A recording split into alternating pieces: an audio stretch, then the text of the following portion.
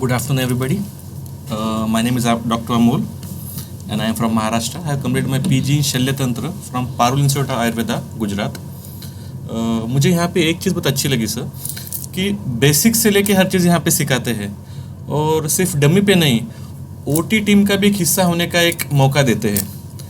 सो वो बहुत अच्छी चीज़ लगी मुझे कि सिमुलेटर पे भी करना है. What difference it makes to practice on dummy and what difference it make to works in OT. जैसे मुझे इसके पहले लैप्रोस्कोपिक कोलेसिस्टेक्टमी में मुझे बहुत डर लगता था कि what step should buy follow क्या नहीं. और थैंक्स टू अभयानंद सर, छोटी छोटी टिप दी है सर ने, डिंगरा सर ने, सहगल सर ने, और अभी कंसेप्ट जैसे क्लियर हो गए हैं.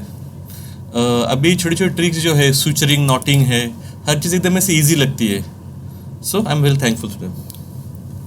Yes, thank you sir.